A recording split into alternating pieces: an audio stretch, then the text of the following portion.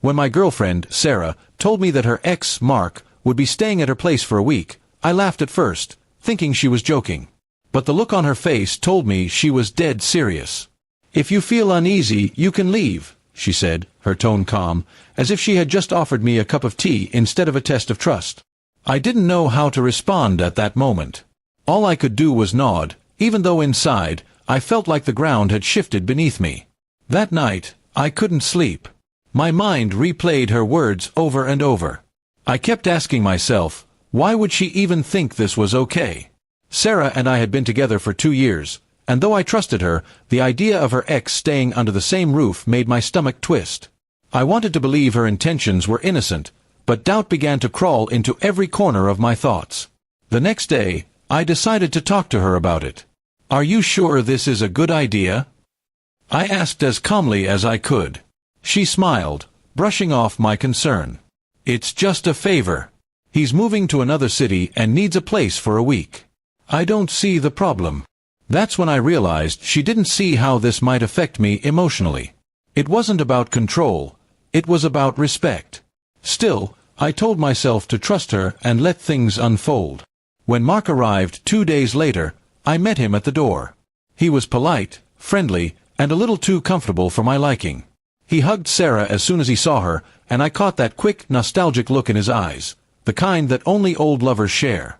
Sarah didn't seem to notice, but I did. My heart sank a little lower. The first few days were awkward.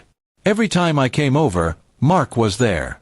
They'd laugh at old jokes, talk about memories from their past, and sometimes forget I was even in the room.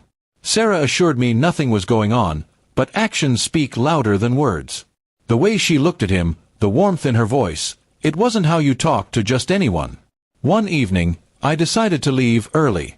I told her I had work to finish, but the truth was, I couldn't stand watching them together. On my way home, I thought about what she had said, "If you feel uneasy, you can leave." It hit me that maybe she had already made her choice, and I was just holding on to something that was slipping away. The next morning, I didn't text or call her. I wanted to see if she'd notice my absence. Hours passed, then a day. No message, no call. That silence said more than any words could. It told me where I stood. On the third day, I decided to stop by her place, not to argue, but to end things with some dignity. When I arrived, Mark opened the door. Sarah was sitting on the couch, wearing one of my old hoodies. The atmosphere was tense. She looked surprised to see me, but not necessarily happy. "Hey," she said softly. I could tell by her tone that she already knew what was coming. "I think I'll take your advice," I said calmly. "I do feel uneasy, so I'm leaving." She looked at me, her eyes softening. "It's not what you think," she began, but I stopped her. "Maybe it isn't. But the fact that I have to wonder means something's broken." There was nothing else to say.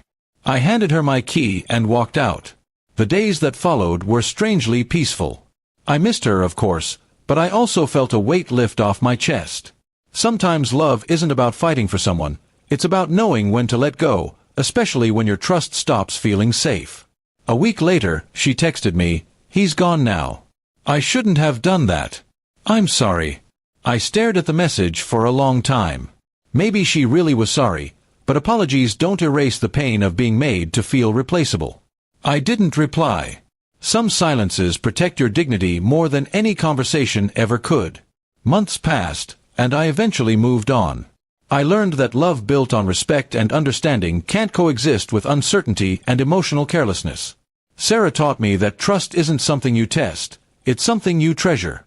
"Sometimes, I still think about that night," she said. "If you feel uneasy, you can leave." Back then, it sounded like an option. Now I know it was a quiet warning, a sign that our story had already reached its end. I just hadn't realized it yet. And as painful as it was, walking away turned out to be the best decision I ever made.